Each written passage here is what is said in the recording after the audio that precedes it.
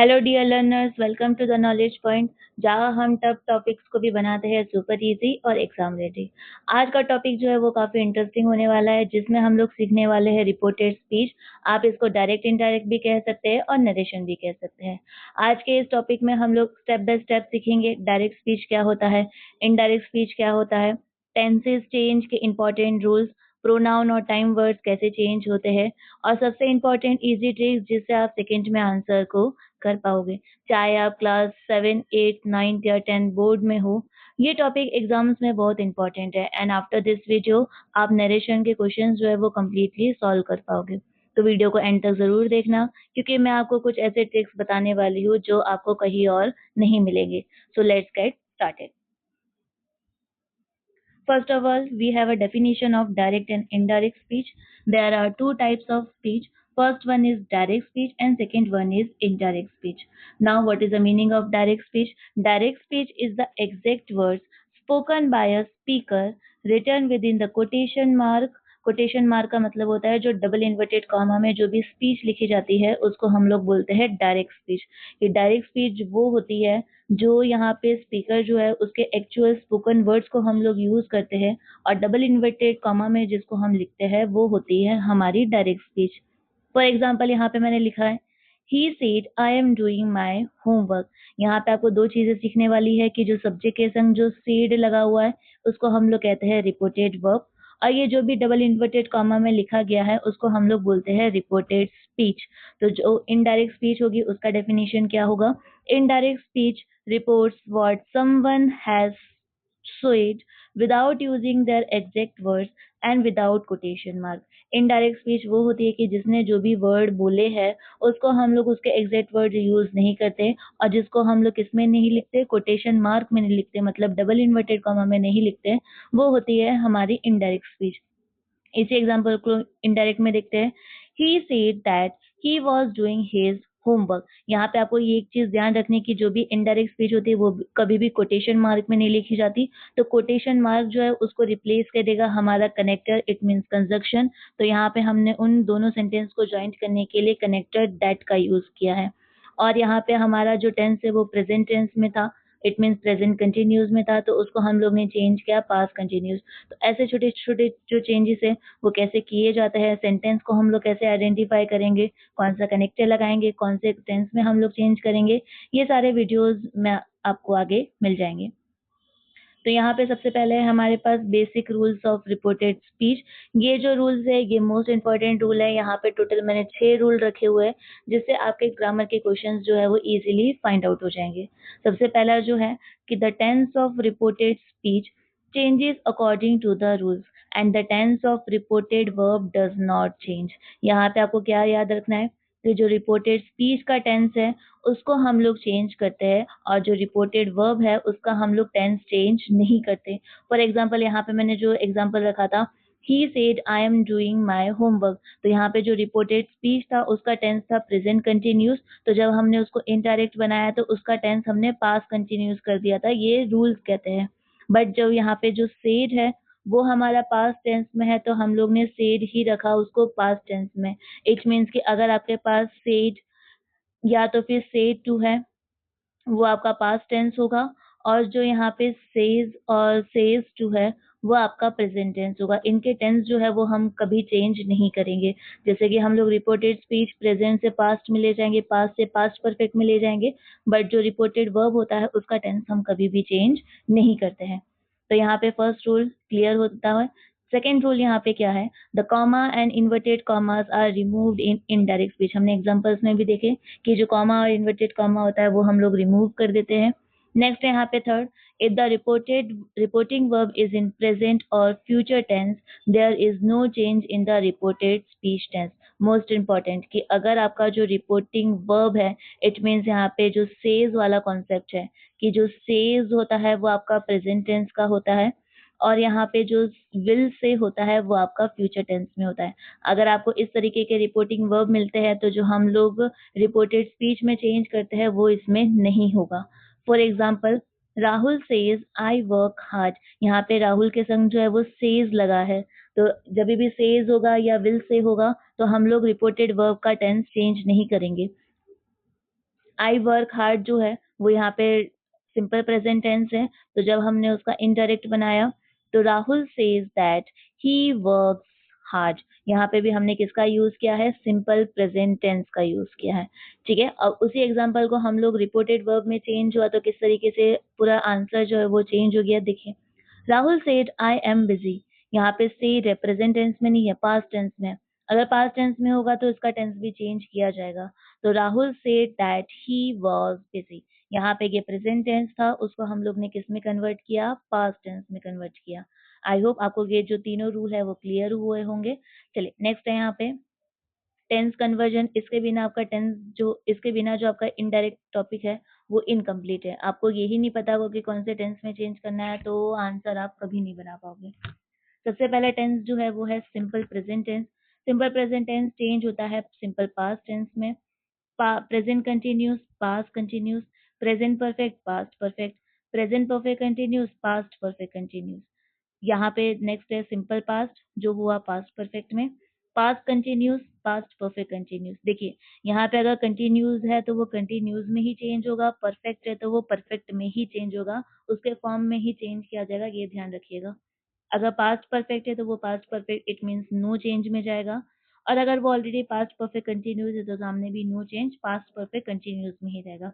अगर मैं simple future tense की बात करूँ तो उसमें विल शैल जो है वो कन्वर्ट किया जाएगा शुड वुड के संग वर्ब का बेस फॉर्म लगेगा।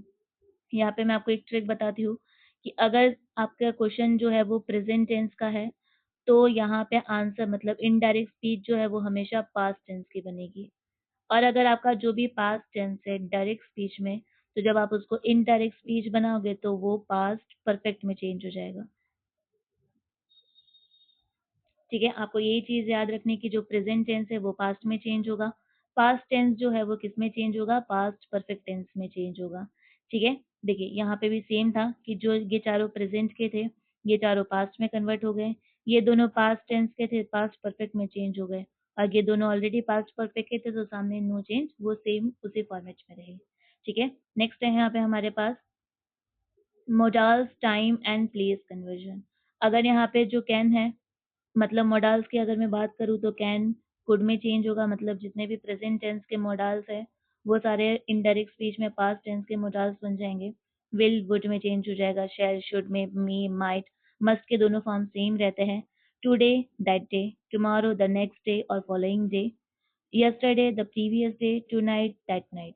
Here, there, this, that, these, those, ago, before, just now, then. Next month जो है the following month में change होगा. This week, that week. Last year, the previous year. Last week तो the previous week. ठीक है, I hope आपको ये वाला जो है वो कुछ आई होप आपको ये वाला जो है वो क्लियर हुआ होगा। आपको बस खाली की छोटे छोटे चेंजेस करने हैं। अगर आपने हियर का भी देयर नहीं किया तो आपके मार्क्स उसमें कट सकते हैं। नेक्स्ट है यहाँ पे रूल नंबर 6, जो मोस्ट इम्पॉर्टेंट रूल है वो क्या है, the then there is no tense change in the indirect speech when indirect speech is universal truth scientific fact और स्टिल ट्रू सिचुएशन। हम लोग जो है वो रिपोर्टेड स्पीच का टेंस नहीं चेंज करेंगे।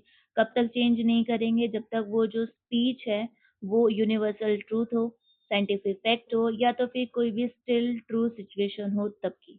फॉर एग्जाम्पल डायरेक्ट में ही said the sun rises in the east, ये हमेशा हमारा यूनिवर्सल फैक्ट रहेगा कि जो सन है वो ईस्ट से राइज हो रहा है। ऐसा नहीं है कि कल वो वेस्ट से होगा परसों नॉर्थ से होगा, इट इज नॉट ट्रू, वो हमारा यूनिवर्सल फैक्ट है। तो जब तक वो यूनिवर्सल फैक्ट होगा उसका टेंस हम लोग चेंज नहीं करेंगे। देखिए the he said that the sun rises in the east. यहाँ पे एक और एग्जांपल है, the teacher said water boils at 100 degree Celsius. ठीक है, ऐसा नहीं है कि वो कल को 0 डिग्री सेल्सियस पे भी बॉईल करने लग जाएगा, जो ये हमारा एक साइंटिफिक फैक्ट है, ये यूनिवर्सल ट्रूथ है। तो यहाँ पे क्या आएगा, the teacher said that the water boils at 100 degree Celsius. यहाँ पे अगर स्टिल ट्रू सिचुएशन की हम लोग बात करें कि अगर वो प्रेजेंट में जो है वो उधर ही रह रहा है या प्रेजेंट में वो काम कर ही रहा है, तो अगर वो कल भी वो काम कर रहा होगा तो उसको हम लोग पास्ट टेंस में नहीं डाल देंगे, वो जब तक ट्रू सिचुएशन है उसको उसी फॉर्मेट में हम लोग रहने देंगे। For example he said I live in Ahmedabad, जैसे कि मैंने कहा कि मैं अहमदाबाद में रहती हूँ, तो ऐसा नहीं है कि कल मैं अहमदाबाद छोड़ दूंगी, है ना, मैं उधर ही रहूंगी। He said that he lives in Ahmedabad, ये सिंपल प्रेजेंट टेंस था, उसको हम लोग ने सिंपल प्रेजेंट टेंस में ही रखा है। ठीक है, यहाँ पे एक चीज मैं और ऐड करना चाहूंगी, जिसमें हमारे जो भी हिस्टोरी फैक्ट होते हैं, हिस्टोरिकल फैक्ट्स होते हैं, उसमें भी हम लोग जो है वो नो चेंज का कॉन्सेप्ट रखते हैं। ठीक है, ये सिक्स्थ रूल जो है वो यहाँ पे कंप्लीट होता है। और लास्ट मोस्ट इंपॉर्टेंट रूल, जिसमें बच्चों को कंफ्यूज होते हैं कि अगर हमें डायरेक्ट स्पीच में कभी आई देखने को मिल जाए, कभी यू देखने को मिल जाए, तो हमें उसको चेंज किस में करने का। यहाँ पे टोटल 3 सब्जेक्ट होते हैं, फर्स्ट पर्सन, सेकेंड पर्सन और थर्ड पर्सन। फर्स्ट पर्सन का मतलब होता है आई और वी, सेकेंड पर्सन का मतलब होता है यू, और थर्ड पर्सन में रिमेनिंग ही, शी और इट आ जाएंगे।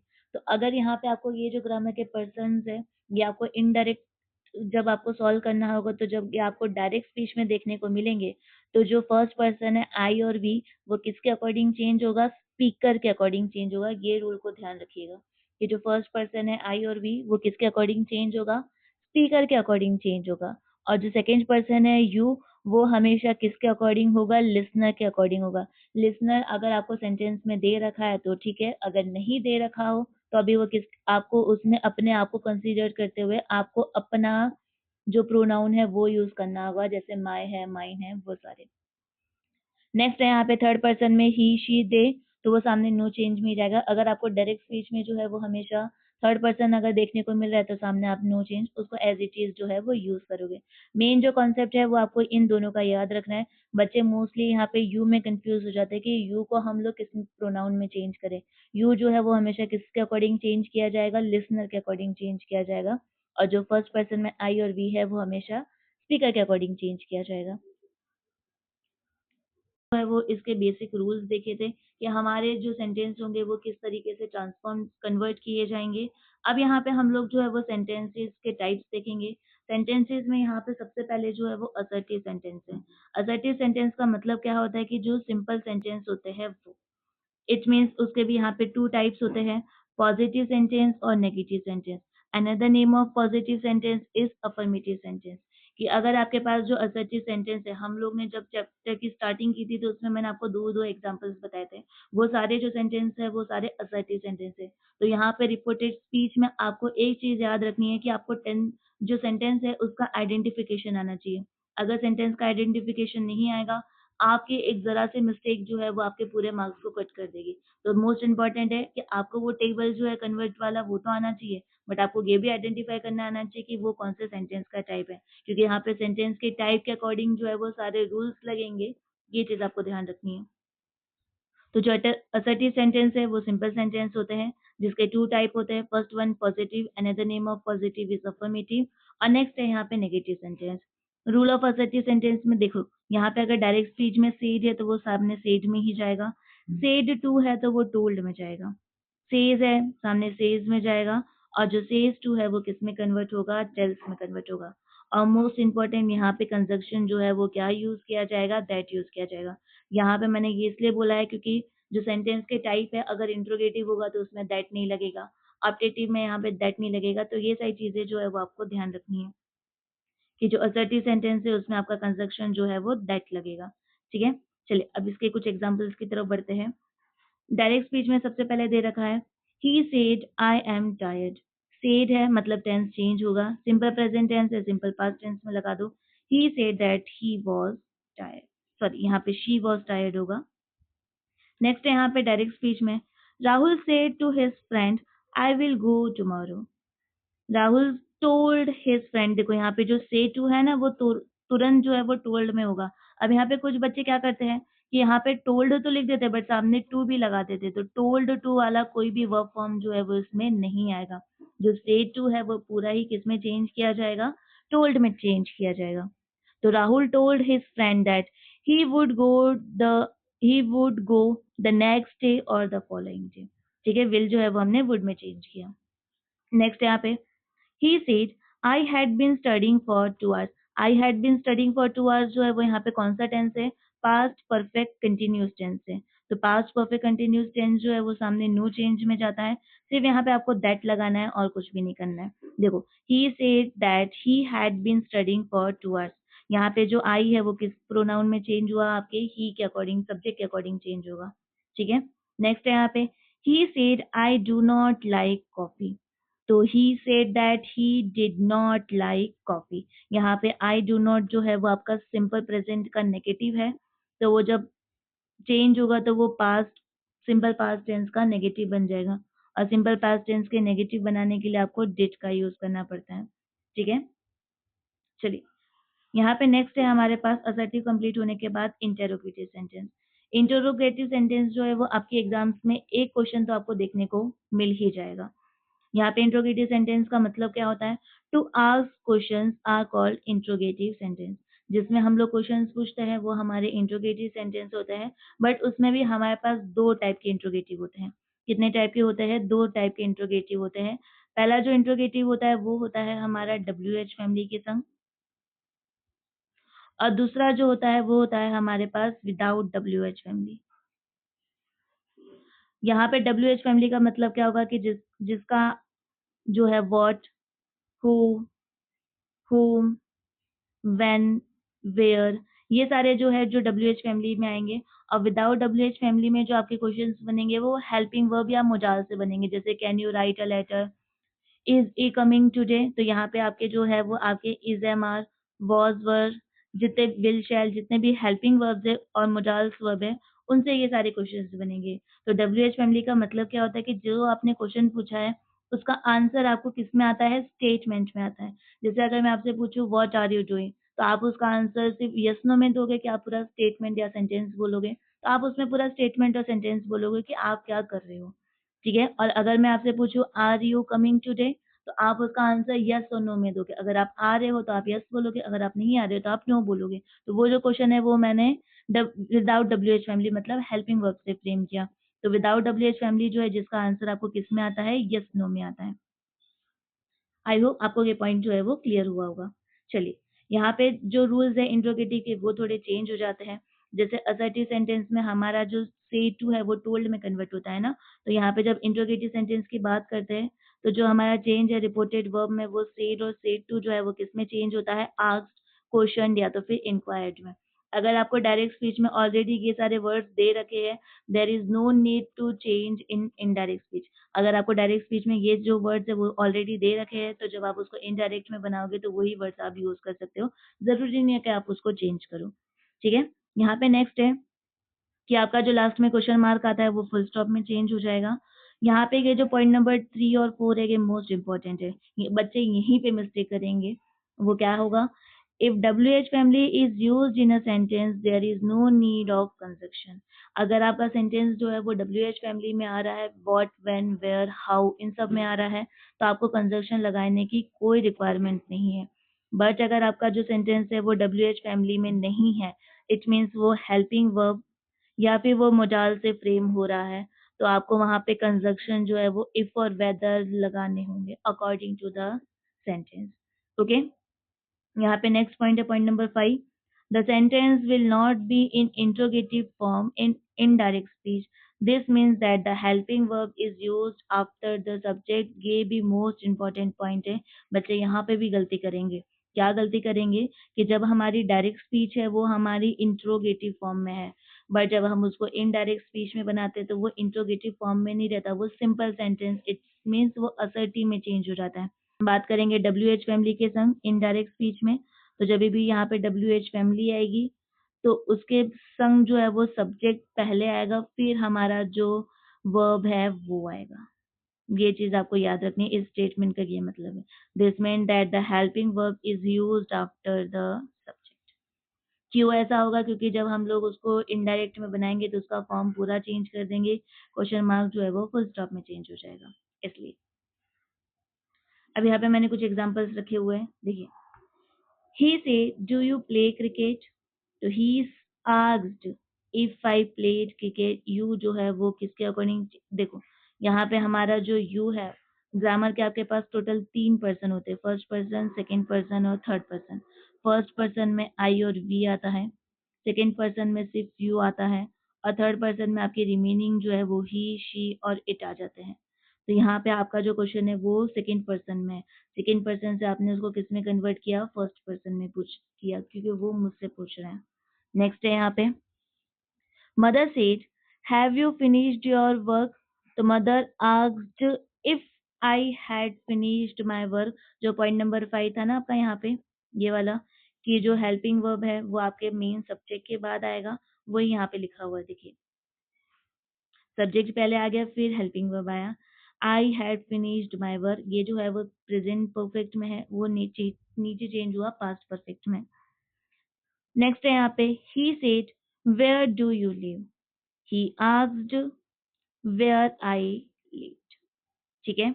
नेक्स्ट है यहाँ पे, she said when did you complete the work, she asked when I had completed the work, ये जो है वो सिंपल पास्ट टेंस में है।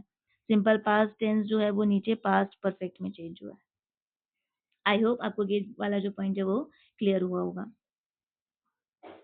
नेक्स्ट है हमारे पास imperative sentence. Imperative sentence it means order देने वाले sentence, request, command, suggestion, advice, ये जो सारे सेंटेंस होते हैं ये आपके इम्पेरेटिव सेंटेंस होते हैं। इम्पेरेटिव सेंटेंस जो है उसके यहाँ पे रूल्स है कि आपका जो रिपोर्टेड वर्ब इट मीन्स जो सेड और से टू है वो told, ordered, requested, commanded, suggested, advised और फोरबिडेड। आपने ये नोटिस किया होगा कि ये जो सारे फॉर्म है ये पास्ट टेंस के फॉर्म है। क्यों पास्ट टेंस के फॉर्म है? क्योंकि जो सेड और से टू है वो भी हमारे पास ऑलरेडी पास्ट फॉर्म में है।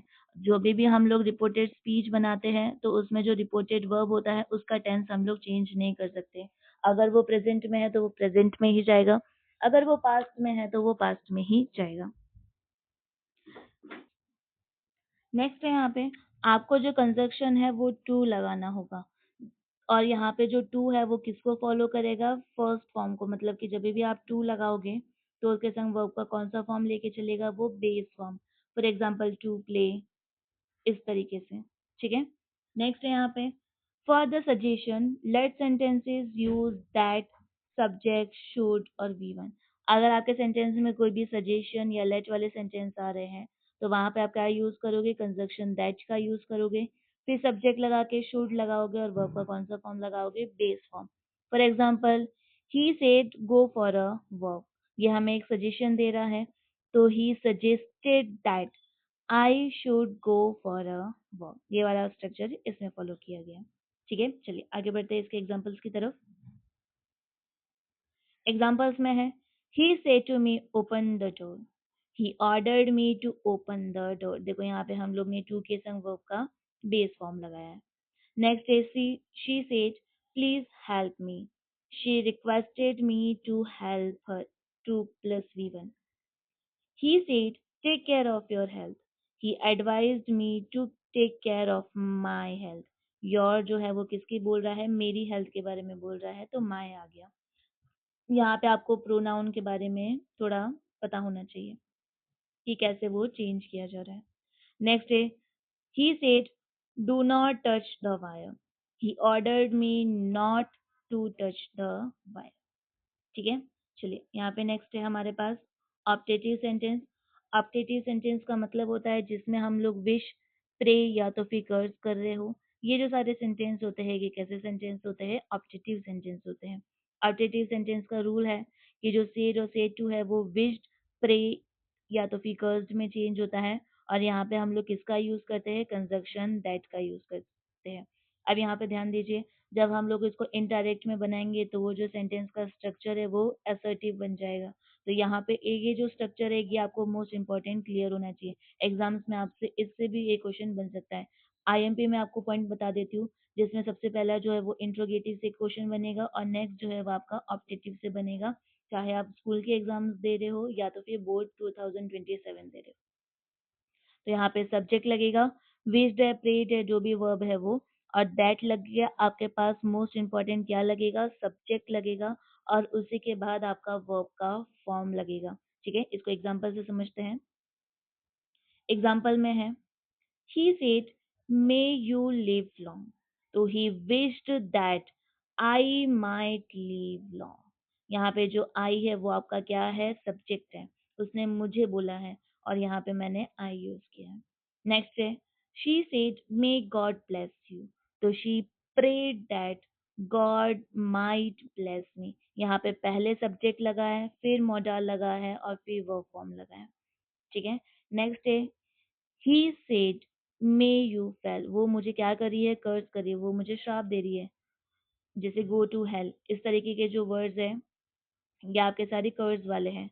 तो ही कर्स दैट आई माइट, ठीक है। आई होप आपको ऑप्टेटिव सेंटेंस जो है वो क्लियर हुआ होगा। यहाँ पे हमारे पास एक्सक्लामेटरी सेंटेंस। एक्सक्लामेटरी सेंटेंस वो सेंटेंस होते हैं जिसमें हमारे स्ट्रॉन्ग इमोशंस और फीलिंग्स की बात की जाए और जिसके लास्ट में आपका एक्सक्लेमेशन मार्क आए, ठीक है। यहाँ पे जो रूल्स है वो क्या है कि आपका जो रिपोर्टेड वर्ब है वो चेंज किया जाएगा exclaimed with Joy, sorrow, surprise, anger. It depends on your sentence कि आपका जो सेंटेंस है वो अगर जॉय वाला है तो जॉय यूज करोगे, सैडनेस वाला है तो सॉरो यूज करोगे, सरप्राइज है तो सरप्राइज यूज करोगे, एंगर है तो एंगर यूज करोगे। नेक्स्ट है यहाँ पे आपको जो इंटरजेक्शंस है जैसे कि ओ, अलास, हुर्रे, वाओ, इन सबको रिमूव कर देना है। क्यों? क्योंकि जब हम उसका इनडायरेक्ट बनाएंगे तो वो एक्सक्लेमेटरी सेंटेंस नहीं रहेंगे, वो असर्टिव सेंटेंस बन जाएंगे। यहाँ पे आपको कंजक्शन दैट का यूज करना है और आपको वर्ड्स जो है वो जैसे कि वॉट है, हाउ है, उनको रिप्लेस करना है विथ ग्रेट, वेरी और एक्सट्रीमली। एग्जाम्पल से समझते हैं इनको। एग्जाम्पल में है he said what a beautiful flower is it, ठीक है। तो यहाँ पे क्या है, he exclaimed with joy that it was a very beautiful flower. Present tense था जिसको हम लोग ने पास्ट टेंस में लगाया। She said how happy I am, तो she exclaim with joy that he was very happy. Next है he said alas I failed exam, alas it means sorrow, sadness। he exclaimed with sorrow that he had he exclaimed with sorrow that he had failed the exam। I failed the exam जो है वो simple past है जो change हुआ है past perfect में। Next है यहाँ पे he said what a terrible accident, he exclaimed with sorrow that it was a very terrible accident। I hope आपको यहाँ पे जो डायरेक्ट इनडायरेक्ट है वो इजीली क्लियर हुआ होगा। अगर आपको कुछ भी डाउट निकल रहा है तो आप मुझे कमेंट सेक्शन में पूछ सकते हो। And don't forget to like, share and subscribe the knowledge point for more useful videos.